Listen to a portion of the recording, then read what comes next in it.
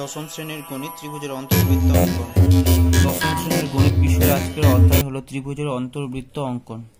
তোমাদের গণিত বইয়ের 177 নং পৃষ্ঠায় এখানে তোমরা একটা নকশা দেখতে পাচ্ছ। এই নকশার ক্ষেত্রে কি দেখতে পাচ্ছ? প্রত্যেকটা ত্রিভুজের মধ্যে কতগুলি বৃত্ত দেখতে পাচ্ছ, ঠিক আছে? তাহলে ত্রিভুজের ভেতরে অবস্থিত বৃত্তটি কি করে আছে? ত্রিভুজের তিনটি বাহুকেই স্পর্শ করে আছে, এটাই হচ্ছে ত্রিভুজের অন্তর্বৃত্ত। ত্রিভুজের ভেতরে অবস্থিত বৃত্ত যখন ত্রিভুজের তিনটি বাহুকে স্পর্শ করে থাকবে তখন সেটা হবে কি ওই ত্রিভুজের অন্তর্বৃত্ত। ত্রিভুজের অন্তর্বৃত্ত অঙ্কন প্রণালী হচ্ছে, প্রথমত আগে ত্রিভুজটি অঙ্কন করতে হবে। ত্রিভুজটি অঙ্কন করার পর যে কোনো দুটি কোণের অন্তঃসমদ্বিখণ্ডক অঙ্কন করতে হবে। যেমন এখানে এবিসি ত্রিভুজ অঙ্কন করার পর বি কোণ এবং সি কোণের অন্তঃসমদ্বিখণ্ডক অঙ্কন করা হয়েছে। এই অন্তঃসমদ্বিখণ্ডক যে বিন্দুতে ছেদ করবে সেটার নাম দিতে হবে আই। I can? কারণ এই আইটাই হবে ইন সেন্টার, অর্থাৎ ত্রিভুজের বৃত্তটির অন্তর্বৃত্তের অন্তঃকেন্দ্র। সেই আই বিন্দু থেকে বিসি বাহুর ওপর একটা লম্ব অঙ্কন করতে হবে এবং সেই লম্বটা তৃতীয় বাহু অর্থাৎ বিসি বাহুকে যে বিন্দুতে ছেদ করবে সেটা আমরা কি নাম দিব? ডি। এরপরে আইডি ব্যাসার্ধ নিয়ে একটা বৃত্ত অঙ্কন করতে হবে এবং এই বৃত্তটি হবে ত্রিভুজ এবিসি এর অন্তর্বৃত্ত। তাহলে এইভাবে অন্তর্বৃত্ত অঙ্কন করতে হবে। কোষে দেখি 11.2 এর এখানে 8খানা অঙ্ক রয়েছে। এখানে বলেছে ত্রিভুজগুলি অঙ্কন করি এবং প্রতিটি ত্রিভুজের অন্তর্বৃত্ত অঙ্কন করে অন্তর্বৃত্তের ব্যাসার্ধের দৈর্ঘ্য মেপে লিখি। তাহলে অঙ্কগুলো শুরু করা যাক। একের অঙ্কটা বলেছে তিনটি বাহুর দৈর্ঘ্য 7 সেমি, 6 সেমি, 5.5 সেমি। তিনটি বাহু আমরা প্রথমে এঁকে নেব। 5.5 সেমি বাহু তিনটি এঁকে নেওয়ার পর এবার আমরা ত্রিভুজটি অঙ্কন করব। তার জন্য খাতার মাঝে বাঁদিকে এবং নিচে উপরে জায়গা রেখে নিয়ে যে কোনো দৈর্ঘ্যের একটা সরল রেখা অঙ্কন করলাম। এবারে পেন্সিল কম্পাসের সাহায্যে 7 সেন্টিমিটারের সমান করে নিয়ে এই সরলরেখাটার নিচে আমি 7 সেন্টিমিটার কেটে নিলাম। এটার নাম দিলাম আমি এ বি। এটা হচ্ছে 7 সেন্টিমিটার। এবার আমরা 6 সেন্টিমিটারের সমান করে এই বিন্দু থেকে একটা বৃত্তচাপ কেটে নেব। তাহলে এই বিন্দু থেকে 6 সেন্টিমিটারের সমান করে কেটে নিলাম একটা বৃত্তচাপ। এরপরে 5.5 সেন্টিমিটারের সমান করে নিয়ে বি বিন্দু থেকে এই বৃত্তচাপকে কেটে নেব। এরপরে বি বিন্দু থেকে 5.5 এর সমান করে নিয়ে এই বৃত্তচাপকে কেটে নিলাম। তাহলে এখানে যেটা ছেদ বিন্দু পাচ্ছি এই দুটো বিন্দু আমি যুক্ত করে নিয়ে একটা ত্রিভুজ পেয়ে নেব।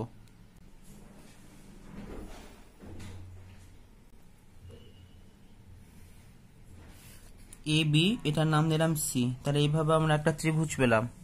এরপরে কাজ হবে এ কোণ এবং বি কোণের অন্তঃসমদ্বিখণ্ডক অঙ্কন করা। সেটা অঙ্কন করার জন্য আমরা যে কোনো একটা বৃত্তচাপ নিয়ে নিচ্ছি।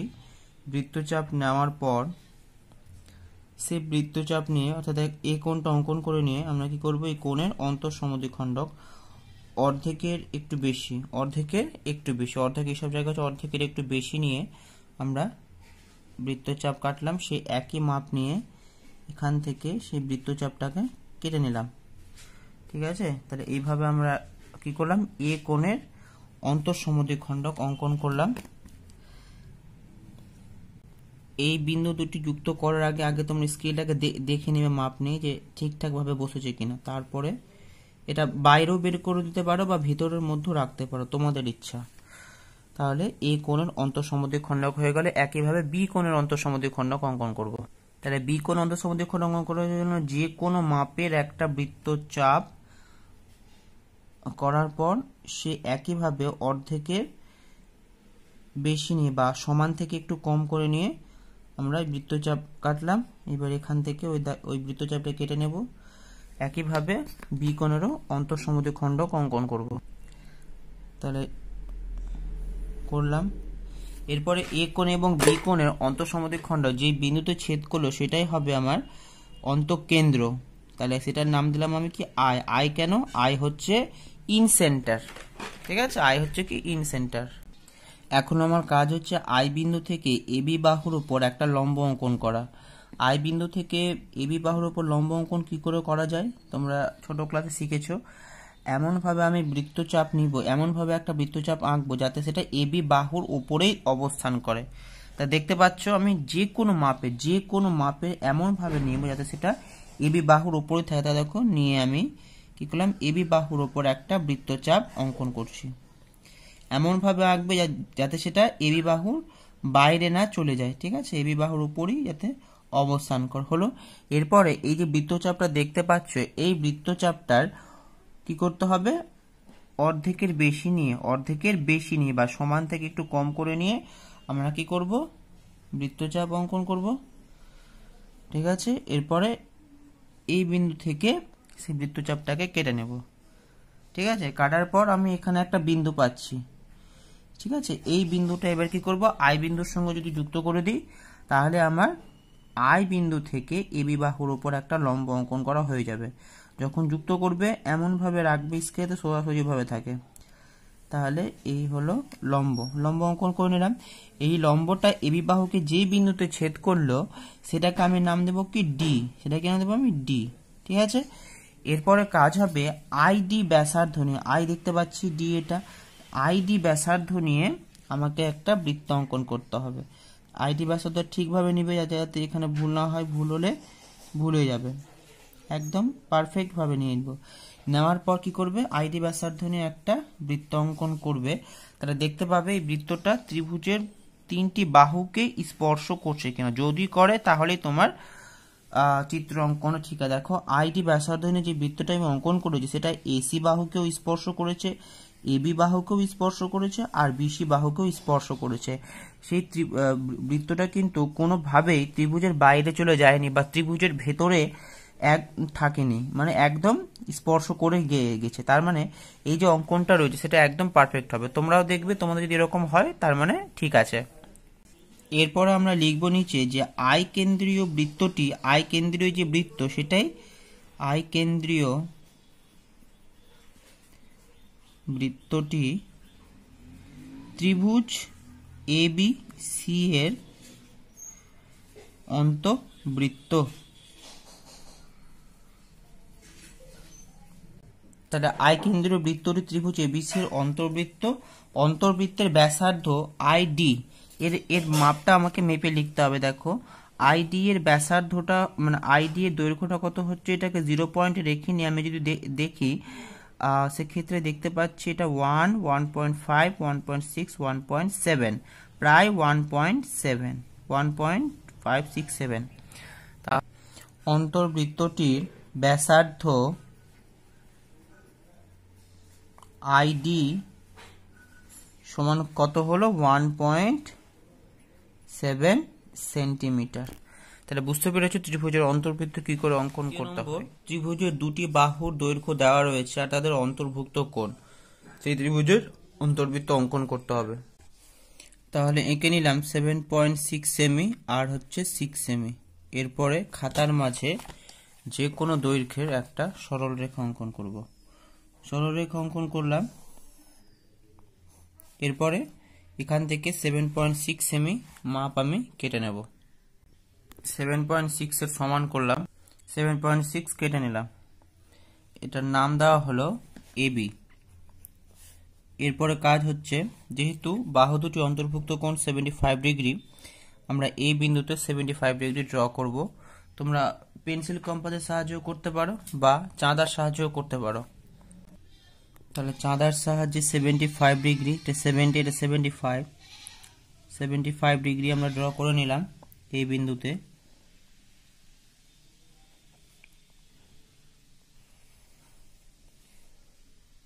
এবার আমরা 6 সেন্টিমিটারের সমান করলাম, করে নিয়ে এই বিন্দু থেকে কেটে নিলাম।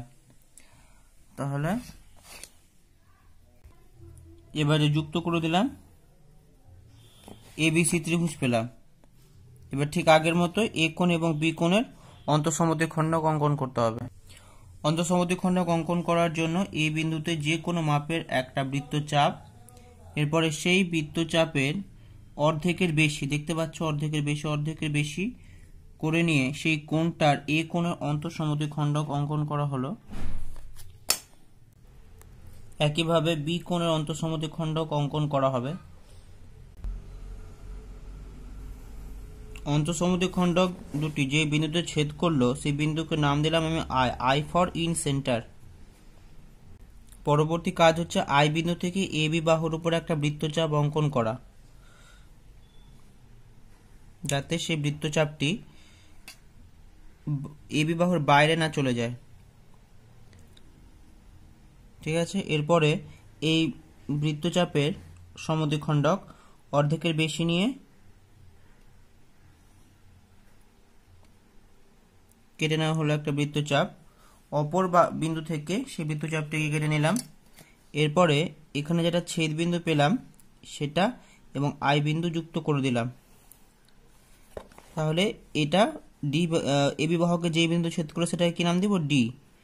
এরপরে কাজ হচ্ছে আইডি ব্যাসার্ধটা নিয়ে একটা বৃত্ত অঙ্কন করতে হবে। ব্যাসার্ধের দৈর্ঘ্য নেওয়ার সময় খুব সাবধানে নিতে হবে এবং সতর্কভাবে নিতে হবে, যাতে একদম ঠিকঠাকভাবে ব্যাসার্ধ নেওয়া হয়। ব্যাসার্ধ নিয়ে এবার একটা কি করব, একটা বৃত্ত অঙ্কন করব। তোমরা দেখতে পাচ্ছ আইডি ব্যাসার্ধ নিয়ে যে বৃত্তটা অঙ্কন করেছি সেটা ত্রিভুজের তিনটি বাহুকে স্পর্শ করেছে, তার মানে চিত্রটি একদম সঠিক হয়েছে। নেক্সট আমরা লিখব আই কেন্দ্রীয় বৃত্তটি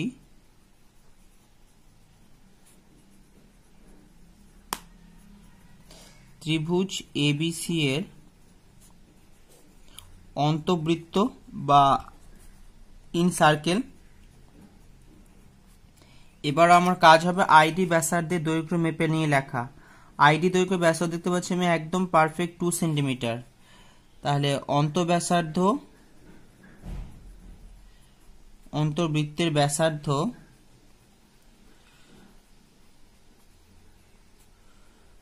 আইডি সমান 2 সেন্টিমিটার।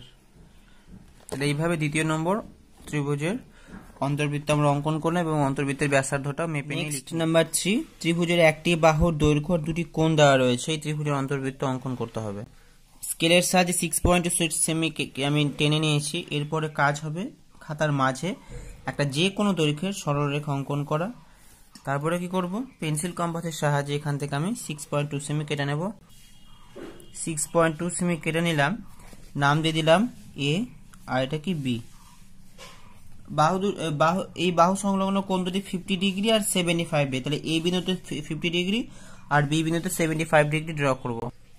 50 ডিগ্রি দেখতে পাচ্ছি, 50 ডিগ্রি।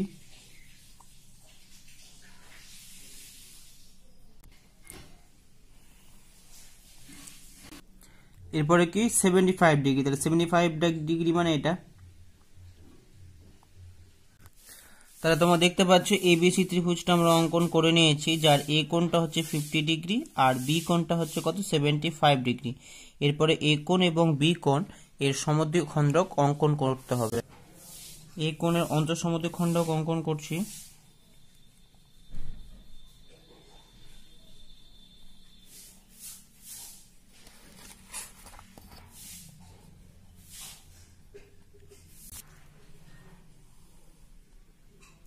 এবার বি কোণের অন্তঃসমদ্বিখণ্ডক অঙ্কন করব। অন্তঃসমদ্বিখণ্ডক অঙ্কন করার জন্য অর্ধেকের বেশি নিয়ে বৃত্তচাপ, এখান থেকে সেই বৃত্তচাপটা কেটে নিলাম। এরপরে কি করব, এটাকে জয়েন করে নেব।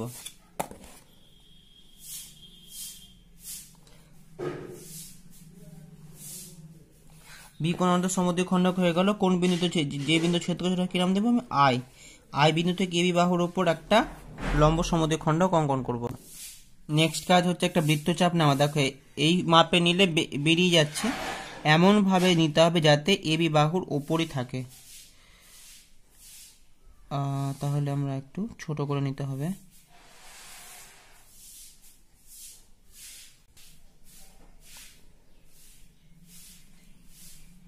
নিয়ে নিয়েছি একটা বৃত্তচাপ। এরপরে কি করতে হবে, অর্ধেকের বেশি নিয়ে কেটে নিলাম। এরপরে এই বিন্দু থেকে সেই বৃত্তচাপটিকে আমি কেটে নিলাম। এরপর আই বিন্দু এটার সঙ্গে যুক্ত করে দিতে হবে।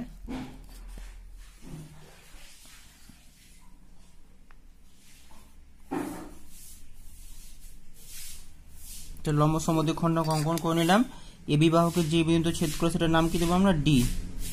এরপর আইডি ব্যাসার্ধ নিয়ে আমাকে একটা বৃত্ত অঙ্কন করতে হবে। ব্যাসার্ধটা খুব সাবধানে নেবে, নিয়েছি। এরপর দেখো একটা বৃত্ত অঙ্কন করছি আমরা। বৃত্তটা দেখো সুন্দরভাবে প্রত্যেকটা বাহুকে স্পর্শ করেছে, তাই তো? তার মানে আমাদের চিত্র ঠিক আছে। এরপর আমরা কি লিখব, যে আই কেন্দ্রীয়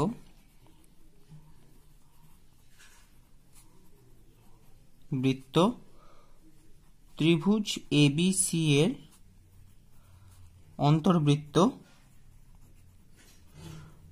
অন্তর্বৃত্তের ব্যাসার্ধ বা অন্তর্ব্যাসার্ধ আইডি, এই মাপটা আমরা নিয়ে নেব স্কেলের সাহায্যে। 0 পয়েন্টে বসালাম, দেখতে পাচ্ছি আইডি হচ্ছে প্রায় 2.1 সেমি। তাহলে বুঝতে পেরেছ অঙ্কটা। পরবর্তী প্রশ্নে সমকোণী ত্রিভুজ সমকোণ সংলগ্ন বাহু দুটি দেওয়া 7 এবং 9 এর অন্তর্বৃত্ত অঙ্কন করতে হবে। 7 সেমি টেনে নিলাম,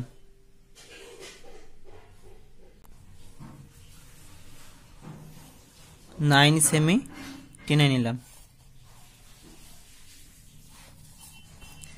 খাতার মাঝে যে কোনো দৈর্ঘ্যের একটা সরল রেখা বৃহত্তম বাহু 9 সেমি এর সমান করে নিয়ে সেই সরল রেখাটাকে আমি কেটে নিলাম, নাম দিলাম এ বি। এ বিন্দুতে সমকোণ অঙ্কন করব, যেহেতু এটা একটা সমকোণী ত্রিভুজ। পেন্সিল কম্পাস বা চাঁদার সাহায্যে অঙ্কন করা যেতে পারে। আমরা পেন্সিল কম্পাসের সাহায্যে অঙ্কন করে নিচ্ছি।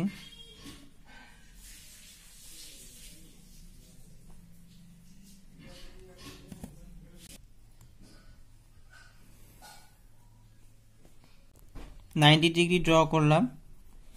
এরপরে 7 সেমি এর সমান করব। 7 সেমি এর সমান করে নিয়ে এই বিন্দু থেকে উপরে কেটে নিলাম, নাম দিলাম সি। তাহলে আমি একটা সমকোণী ত্রিভুজ এবিসি পেলাম।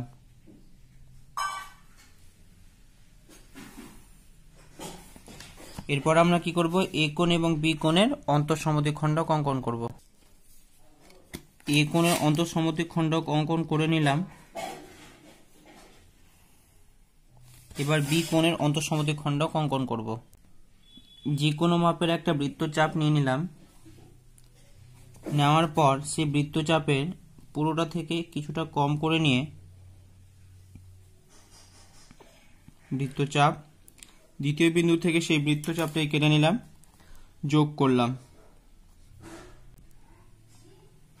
এভাবে আমরা বি কোণের অন্তঃসমদ্বিখণ্ডক পেলাম।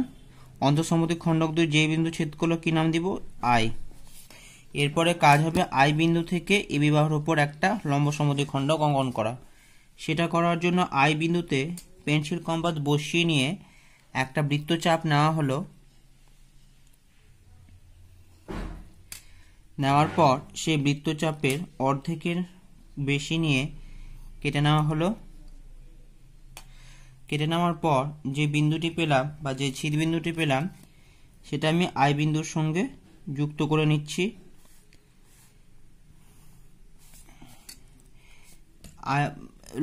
লম্ব সমদ্বিখণ্ডক এবি যে বাহুকে যে ছেদ করে তার নাম কি দেবো, ডি। এরপরে আইডি এর সমান ব্যাসার্ধ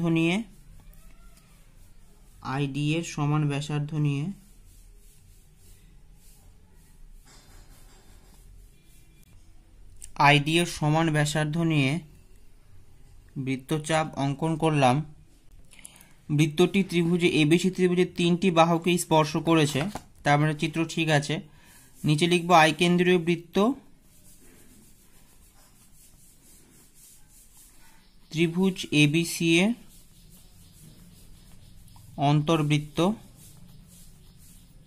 অন্তর্বৃত্তের ব্যাসার্ধ অর্থাৎ অন্তর্ব্যাসার্ধ কত হচ্ছে,